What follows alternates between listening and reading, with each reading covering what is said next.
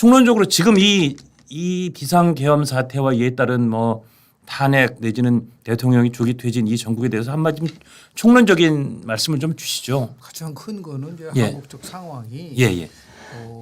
대혼란이라는 거를 넘어서서 예. 예측성이 거의 없잖아요. 예, 어떤 식으로 전개될지는 모르니까 이게 이제 어떤 영향을 주냐면요. 국내적으로도 엄청난 파장을 일으키지만 예. 지금 경제, 예. 금융, 예. 외교 예. 이런 쪽에 대한민국이 굉장히 안정되고 누구나 봐도 참 대단한 나라라는 평가를 받았는데 예. 지금 이제 해외 언론에서는 위험하고 불안한 나라라는 인식을 자꾸만 주게 되니까 그렇습니다. 이거를 예. 조기에 수습하지 않게 된다고 한다면 예. 이건 엄청난 재앙으로 갈 수밖에 없는 거고요. 예. 박근혜 대통령 탄핵 당시 보면은 박근혜 대통령이 92일 만에 예. 결국은 이제 헌법재판소에서 파면됐는데요. 예. 근데 그때는 어느 정도 예측이 가능했어요. 예. 대통령 탄핵되고 그리고 헌재 판결을 받고 그다음에 조기 대선이 간다라는 이 예측성이 있었기 때문에 예. 그나마 한 92일 동안이라고 하더라도 우리가 생각했던 만큼 그렇게 큰 나름대로의 그 피해는 없었는데 지금 같은 상황 속에서요. 예. 이 상황이 뭐 어떻든 간에 지금 뭐 조기 대선을 하느냐 뭐 질서 있는 퇴진을 하느냐 뭐 권한을 어떻게 활용하느냐 이 문제 가지고 엄청난 혼란이 있기 때문에 예. 이거는 결국은 질서 있는 퇴진이란 말 속에서 갖고 있는 함이 예. 그게 어떻게 보면은 뭐 지금 야권에서는 탄핵이 질서 있는 퇴진이다라고 얘기하는 부분들도 있는 거고. 예. 야권에서 그런 네, 주장이 야권 나오죠. 주장 나오고 예. 있죠. 예. 그래서 아마도 일주일 내에 이 부분이 어느 정도는 정리되지 않으면 오히려 더 대혼란 속으로 빠질 가능성이 굉장히 높다고 봅니다. 그럼 이게 어떻게 정리가 될 수 있을까요? 그러니까 사실은 이게 지난주에 계엄이라고 하는 비상계엄이라고 하는 사태가 터지고 나서 처음에는 사실 한동훈 대표도 조금 이렇게 왔다 갔다 하는 그런 모습이었어요. 탄핵에 반대한다고 했다가 사실은 또 조기 퇴진이 불가피하다 그래서 이게 탄핵 쪽으로 가닥이 잡히나 그랬는데 결론적으로는 지난주 토요일에는 탄핵이 국민의힘 의원들 대부분이 불참해서 이제 불성립 사실상 부결된 셈인데 일주일 내에 어떻게 이게 좀 가닥을 잡을 수 있을까요? 크게 세 가지 방향으로 전개될 것 같습니다. 세 가지. 예. 하나는 결국은 뭐 지금 이재명 대표가 얘기를 했지만 11일 날 임시국회를 소집을 해서 예. 14일 날 예. 아마 이제 탄핵을 다시 추진하겠다라고 하니까 예. 정확하게 일주일 내에 예. 또다시 탄핵이 이루어지는데 이 상황 속에서 또다시 표결에 불참할 수 있는 상황이 올 수 있을 것인가. 왜냐하면 조경태 의원도 처음에는 탄핵을 찬성했었어요. 그렇습니다. 그래서 이제 반대로 돌아서면서 뭐라 그러냐면 그 나름대로 어떻게 진행될 것이라는 것이 상세하게 나오지 않으면 나는 탄핵에 참석할 수밖에 없다라고 얘기를 했고 예. 그다음에 김상호 의원도 마찬가지 아니겠습니까? 예. 뭐 다들 표결 불참했지만 세 국회의원이 참여를 했는데 안철수 의원도 김혜지 의원, 김상호 의원도 의원도 얘기를 했잖아요. 예. 이 부분에 대해서 다음에 만약에 그 참여를 하게 된다고 한다면 이 문제 지금 얘기하는 여러 가지 상황에 대한 것이 명쾌하게 나오지 않으면 탄핵에 찬성할 수밖에 이런 의원들이 상당히 있을 거라고 저는 봐요. 예. 다만 그럼에도 불구하고 탄핵은 안 된다라고 하는 분위기가 왜냐하면 박근혜 대통령 때 탄핵 트라우마가 워낙 강하지 않습니까? 그렇죠. 이제 이런 예. 부분들이 있는데 그래서 결국은 이런 거로 추격될 수 있어요. 전략의 문제냐 책임의 문제냐가 되는 거죠. 예, 전략이냐 지금까지는 책임이냐. 전략의 상황에서 이걸 접근을 했어요. 예. 예를 들어 조기 대선 하면은 결국은 정권이 넘어가는 것이고 이렇게 됐을 경우에 이제 국민의힘에서는 이재명 대표에게 정권을 혼납하는 거다라고 그렇죠. 하는 그거는 전략적인 측면인 거죠. 예. 근데 책임의 측면은 뭐냐면 지금 검찰이 아니 대통령을 내란 혐의로 지금 피의자 신고 이끌은 상태지 않습니까? 맞습니다. 예. 이렇다고 한다면 뭔가 국민의힘도 이 상황에 대해서 책임지는 모습을 보인다고 한다면 저는 집단적으로 표결에 참여하지 않은 거는 저는 잘못된 거라고 좀 봐요. 그러니까 지난주 토요일처럼 아예 국민의힘 의원 대부분이 아예 불참하는 그런 상황에서는 투표장에 들어가지도 않는 거는 전략적으로야 그렇게 접근할 수 있겠으나 예. 이러한 그 여러 가지 상황을 봐서 그 의원들 개개인들이 판단을 하게끔 했었어야 되는데 예. 그렇지 않고 너무 지나치게 이거를 이제 탄핵을 막아야겠다라고 하는 전략적 측면에서만 접근을 하다 보니까 책임을 다하지 못했다라는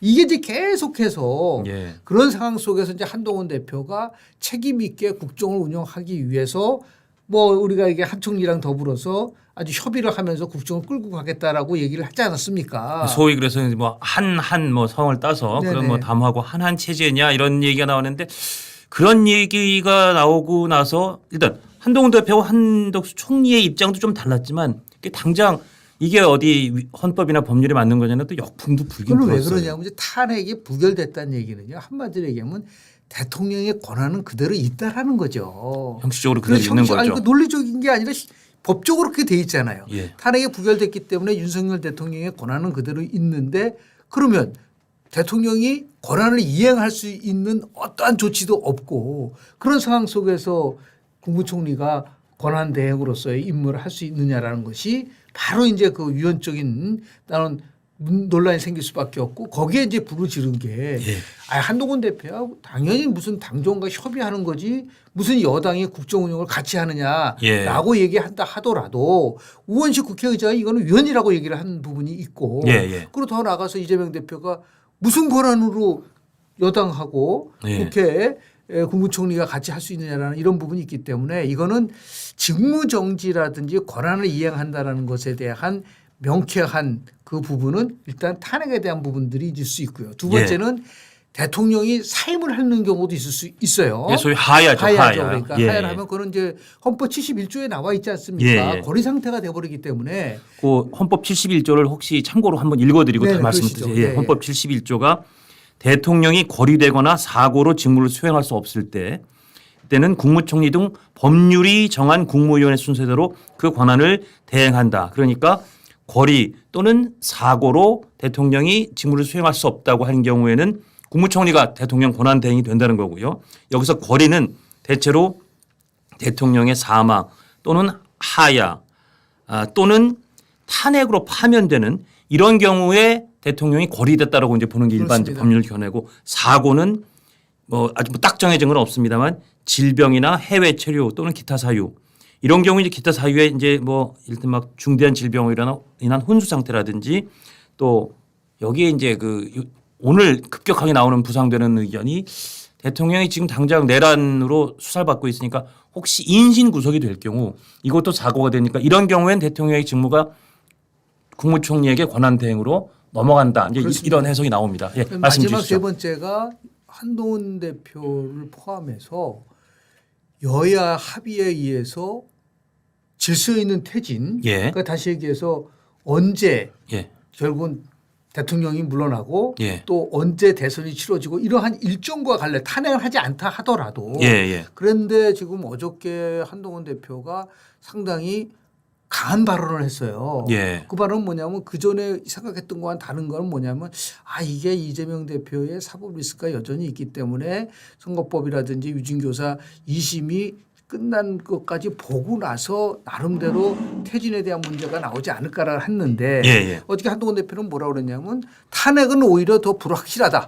예. 그런 표현을 썼어요. 그렇죠. 그런 헌재에서 얘기겠습니다. 이제 뭐 3개월이 걸릴지 4개월이 걸릴지 왜냐하면 지금 6개월 이내에 하게 돼 있기 때문에 예. 이게 이제 늦어질 수 있는 부분들도 있고 지금 상황 가서는 뭐 위헌이다 아니면 위법이다라는 거는 뭐 거의 100%가 다 그렇게 인정을 하고 있지만 예. 위헌 위법했다고 탈락되는 건 아닙니다. 중대한 중대한 예. 힘이 포함되어 예. 있기 때문에 이거를 어떻게 해석을 할 거냐를 가지고 헌법재판소에서 굉장히 치열한 논쟁이 있다고 한다면 아마 조기에 결론을 내리기 어렵다고 한다면 최소한도 6개월이면 뭐 그러고 나서 선거지 8개월의 그 과정 속에서 한국 상황이 굉장히 불확실성이 높기 때문에 한동훈 대표가 얘기한 거는 탄핵은 불확실성을 높이기 때문에 아예 그 전에 예. 조기에 퇴진시켜야 된다라고 하는 그런 얘기를 했어요. 그래서 뭐 일부 보도는 그게 뭐 한 6개월 이내라고 정말 특정하는 것까지 나왔는데 일단 또 그게 한동훈 대표의 의견이 아니라는 부인도 나오고 했습니다만 네네네. 어쨌든 말씀하신 것처럼 탄핵으로 인해서 걸리는 시간보다 오히려 더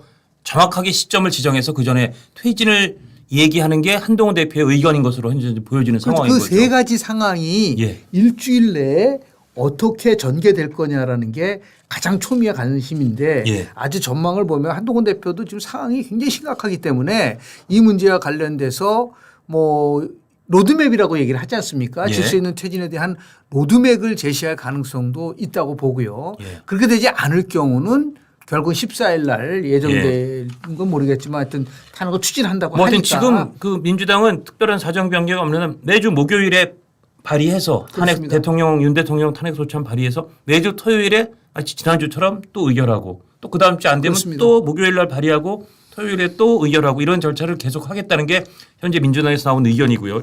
그다음에 하나 말씀하신 것처럼 이게 한동훈 대표도 그 우려를 한다고 보입니다만 사실 지금 또 헌법재판소에 문제가 있는 게 지금 9명의 그 정원 중에 6명밖에 없어요. 네. 그런데 대통령 탄핵은 뭐 그 현재 있는 탄핵 헌법재판소 재판관의 3분의 2 이상의 찬성 이게 아니라 무조건 6명 이상이 찬성을 해야 되는 거거든요. 그렇습니다. 그럼 지금 6명이 만장일치로 다 찬성을 하지 않고 혹시 한 명이라도 반대할 경우 그럼 이거는 탄핵 소추안이 부결된 것으로 봐야 되느냐. 기각되는 거죠. 기각되는 거죠. 그렇죠. 기각되는 걸로 봐야 되는 거죠. 근데 그렇다고 그래서 정월 지금 3명 채우려고 하는데 탄핵을 먼저 하고 그래서 직무가 정지되면 대통령이 직무 정지됐는데 그럼 국무총리가 그럼 그 헌법재판소 재판관을 임명할 수 있느냐. 이것도 또 논란의 소지가 그렇습니다. 있더라고요. 그래서 지금 얘기하는 심리는 할 수 있어요. 그건 분명히. 그럼 저번에 이진숙 방통위원장 가처분을 일단 심리는 풀어놨죠. 네, 심리는 풀어놓은 건 맞습니다. 예. 그런데 지금 대통령 탄핵과 같은 이러한 부분에 대해서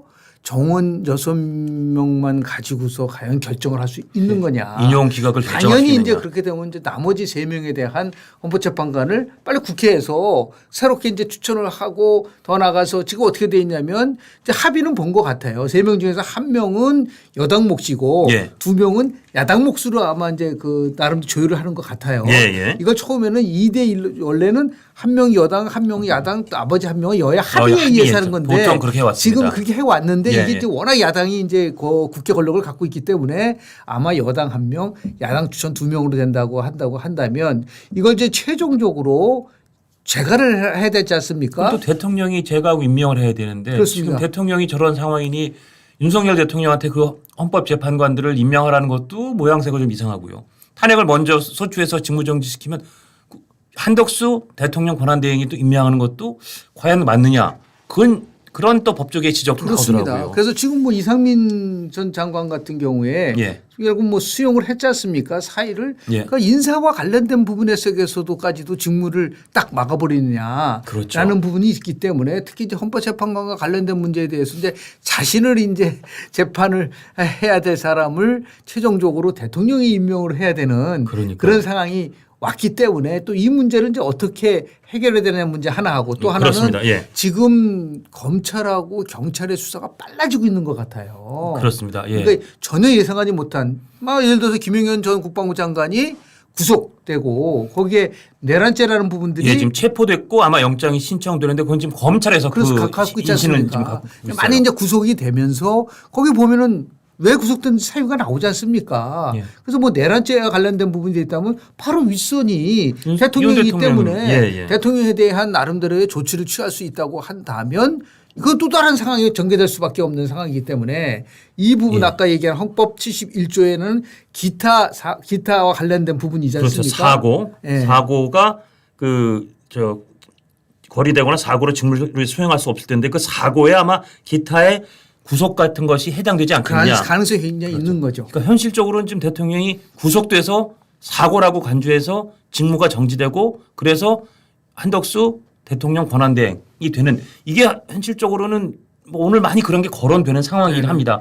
근데 이제 뭐 당위론적으로 이가 어느 게 더 옳으냐는 또 다른 얘기가 그렇습니다. 되겠지만요. 그렇습니다. 그래서 지금 이제 또 한동훈 대표가 조기 퇴진이란 그 조기라는 단어와 이재명 대표는 즉각 퇴진을 얘기를 하고 있는 겁니다. 예. 그러니까 즉각 퇴진의 가장 확실한 부분은 탄핵이라고 얘기를 하고 있는 거고 예. 조기 퇴진이라는 것은 이제 어떤 일종을 두고 했는데 거기에 대전제가 있어요. 뭐냐면 어저께도 한동훈 대표가 뭐라 했냐면 우원시 의장이 과거에는 총리에게 모든 거를 위임하라고 2016년도 박근혜 대통령 탄핵 상황에 얘기를 해놓고 그랬었죠. 이제 예, 와서는 또 왜 그게 위헌이냐라고 얘기를 하고 있지만 예. 거기에 대전제가 있습니다. 뭐냐면 예. 여야가 합의했을 때는 가능한 거죠. 여야가 합의했을 때는 예. 그러나 지금도 마찬가지예요. 직무 정지를 우리가 나름대로 여야가 합의를 해서 예. 이 부분에 대해서 국무총리에게 모든 권한을 위임을 해줄 수 있다는 것에 대해서 전제를 한다고 하고 거국내각을 만들고 뭐 이런 거는 다 야당의 협의 없이는 불가능하단 말이에요. 그래서 한동훈 대표가 얘기했었던 단순하게 그냥 협의하는 거다라고 얘기를 하더라도 그거를 야당이 동의하지 않으면 왜 여당 대표가 하느냐에 대해서 당연히 위헌적 요소가 있다라고 문제 제기를 할 수밖에 없는 것이고 또 법적에서 그 부분이 문제가 있을 수 있다는 걸 제기를 하고 있는 것도 맞아요. 오죽하면 홍준표 대구시장은 이런 표현은 죄송하지만 막 아예 명칭도 상략하고 네가 왜 그걸 마음대로 할 수 있냐라고 할 정도로 이게 그러다 보면 어떤 일이 벌어지냐면 질서 있는 퇴진을 하기 위한 로드맵을 만들면서 당이 깨질 수도 있는 겁니다.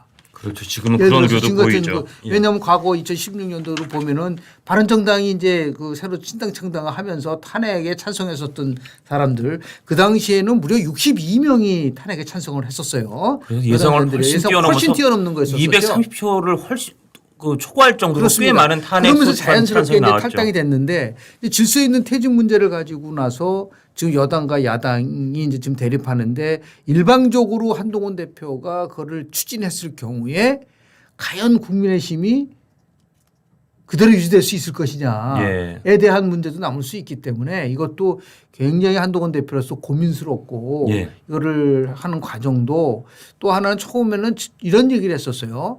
그것도 이제 굉장히 좀 논란의 여지가 있는데 국무총리와 함께 질서 있는 퇴진과 관련돼서 논의하겠다. 그거는 제가 볼 때 국무총리가 어떤 권한으로 대통령에 대한 퇴진에 대한 부분을 얘기를 할 수 있나요? 그렇지. 일단 대통령 직무가 정지 안 된 상태에서는 대통령의 모든 권한이 살아 있는 거죠. 형식적으로 살아 있는 거니까요. 그렇습니다. 그렇기 때문에 굉장히 지금 복잡하게 꼬여 있어서 그래서 이제 많은 분들이 이제 지적하는 게 곰곰이 생각을 해보니까 결국은 질서 있는 퇴진은 탄핵이라고 하는 야당의 그 목소리가 시간이 흐르면 흐를수록 더 탄력을 받을 수 있는 그런 상황까지도 지금 뭐 보니까 뭐 여의도에도 상당히 많은 인원이 지금 지난 토요일이죠 모였는데 이게 매주 이제 또 매일 이렇게 됐을 경우에 이런 혼란성 그리고 더 나가서 참 이제 걱정스러운 게 뭐냐면 미국의 트럼프 정부 2기 정부가 1월 20일 날 출범을 하거든요. 그렇죠. 그러니까 지금 이 상황 속에서 원래 정상적 같으면 그 차기 트럼프 정부에 대비해서 그냥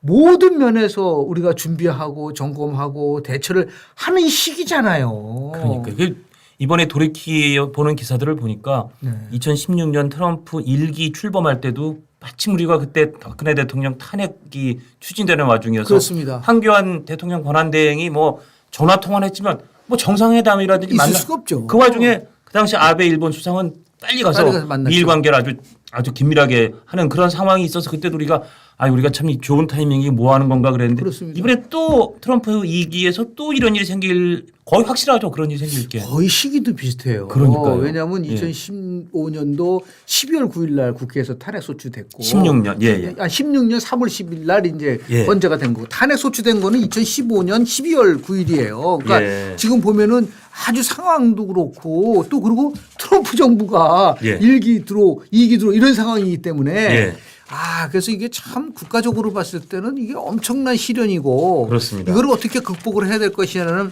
중지를 모아야 되는데 저는 그래서 개인적으로 이거를 풀 수 있는 정책 해법은 이재명 대표하고 한동훈 대표가 대승적 차원에서 만나서 이 문제를 해결할 수 있는 방법도 한 번 정도는 생각해 봐야 되는 게 아니냐.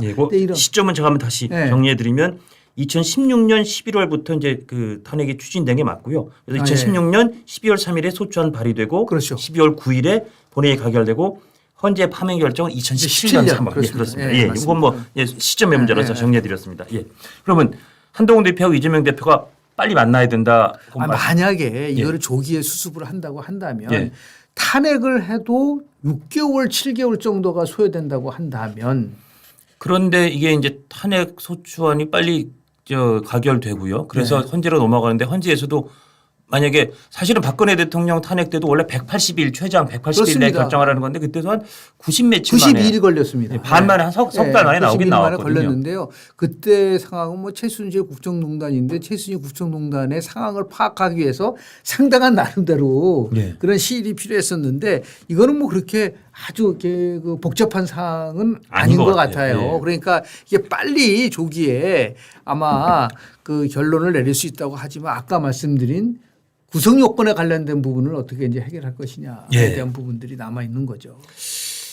그러니까 선택지는 하야 또는 탄핵 또는 뭐 질서 있는 퇴진과 네, 뭐 임기단축 그렇죠. 개헌이라든지 뭐 이런 쪽일 텐데 현실적으로 어느 선택지의 가능성이 제일 높다고 보십니까? 저는 탄핵에 대한 가능성이 점점 높아지고 있다고 아, 저는 탄핵 봐요. 가능성이 네, 높아지고 있다. 높아지고 있다. 아, 왜냐하면은 지금 권한대행과 관련돼서 직무가 지금 여전히 살아 있는데 어떠한 책임 총리제 얘기 많이 나오잖아요. 그것도 제가 볼 때는 잘 몰라서 하는 말이에요. 사실 헌법 법률이 있는 아니, 용어는 아니죠. 정치적인 용어죠. 맞습니다. 그리고 예. 그동안 책임 총리제를 2번 했다가 얘기를 많이 해요. 예. 왜냐하면 DJP 연대를 할 때 그렇죠. 그렇죠. 김대중 대통령하고 JP하고 김정필 총리하고 DJP 연대 그리고 또 이해찬 총리가 책임 총리. 예. 근데 거기 전제가 있잖아요.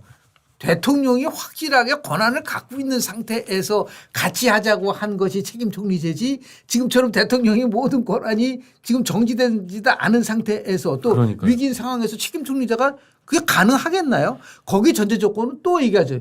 야당의 동의 없이는 불가능하다.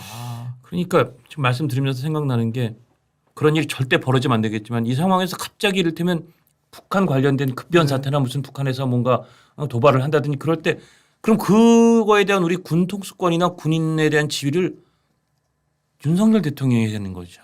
한덕수 국무총리가 하느냐. 아니면 지금 장관도 없어서 차관이 직무대행하고 있는 국방부 장관 직무대행이 해야 되느냐. 뭐 합참의장이 단독적으로 결정할 수 있느냐. 생각하면 골치가 아파지는 그런 그래서 헌법에서 이슈가 있더라고요. 왜 대통령의 권한과 관련돼서 명쾌하게 돼 있잖아요. 예. 그 아까 얘기하는 우리 헌법 71조가 아닌 경우는 예. 여전히 대통령한테 이 권한이 있기 때문에 예. 정말 급변 사태가 났을 때는 대통령의 권한을 행사할 수밖에 없는 거예요. 그거는 지금도 그런 그걸 상황이군요. 어떻게 예. 그걸 막을 수 있겠습니까? 법적으로 돼 있는 부분이고 지금 예를 들어 그 북한이 예를 들어 대한민국을 공격하는 급변 사태가 났을 때 그걸 국무총리가 할 수 있나요? 그렇겠네요. 네, 예, 그거는 예, 예. 이제 여야 대통령이 모여서 예. 이 문제와 관련돼서 합의를 하겠죠. 예. 근데 그것 때문에 이제 예를 들어서 여러 가지 문제가 나오는 게 그럼 권한이행이라는 것에 대한 법률적 판단을 어떻게 해야 되냐. 그러니까 법조계 학계에서는 현 상황 속에서는 권한은 지금 대통령한테 있기 때문에 예. 어떠한 경우라도 국무총리에게 위임을 한다는 거는 그거는 불가능하다라는 식으로 이렇게 해석을 많이 하고 있는 것 같아요. 그렇죠. 예, 예. 그러면 근데 탄핵의 가능성은 좀 더 높아진다고 하지만 한동훈 대표는 오히려 탄핵이 불확실성이 그렇습니다. 더 커지니 네. 질서 있는 퇴진을 하겠다. 그럼 이 한동훈 대표의 질서 있는 퇴진론은 조금 앞으로 이 전망을 하시기에는 이게 좀 목소리에 힘이 떨어질 거다라고 보시는 아니, 건가요? 왜냐하면 여당 내에서 합의를 과연 도출해낼 수 있느냐라는 거죠. 여당 내에서도 왜냐하면 탄핵에 반대한 이유가 뭐냐면 조기 대선을 막기 위해서 탄핵을 반대한 건데 오히려 그게 그러니까 아니라 아주 까놓고 말해서 최소한 이재명 대표의 대법원 그렇습니다. 선고까지만이라도 대선은 안 이루어지도록 하자 뭐 그런 의도가 좀 읽혀져요. 그래서 만약에 국민의힘에서는. 정말 아이러니하게 어떤 일이 벌어질 예. 수 있냐면 한동훈 대표가 뭐 조기 퇴진을 하면서 3개월 내에 퇴진을 하겠다라고 하면은 당연히 다른 분들은 탄핵에 참석을 하게 되는 그렇게 참석을 해가지고 시간을 차라리 길게 하자라고 하는 이런 그러네요. 이율 배반적인 나올 수가 있어요. 그래서 예. 한동훈 대표가 일방적으로 조기 퇴진과 관련된 일정을 발표한다는 게 그렇게 쉽지는 않을 거다. 그래서 제가 말씀드린 것처럼 결국은 탄핵 그러니까 쪽으로. 결국 탄핵 쪽으로 점점 이게 스노우볼링 점점 가속화되는 예. 그러한 향면으로 갈 가능성 거기에 수사는 빨라지고 예. 그렇기 때문에 아마도 이럴 경우에 그리고 또 이제 수사를 통해서 새롭게 드러나는 사실들이 점점 이제 탄핵의 스노우볼을 가까워지는 가세할 이제 수도 그거는 있겠죠. 결국 이제 헌재 재판을 빨리 끝낼 수 있는 그 나름대로의 여건이 될 수 있는 부분들도 있는데요. 예, 예. 하여튼 그런 의미에서 봤을 때 참 뭐 이 부분은 가장 이제 국민들이 염려하는 거는 뭐냐면 빨리 이거를 어떻든 간에 우리가 얘기하는 불확실성을 빨리 줄여라고 하는 예. 그러한 나름대로의 그 요구가 있는 거라고 봐야죠.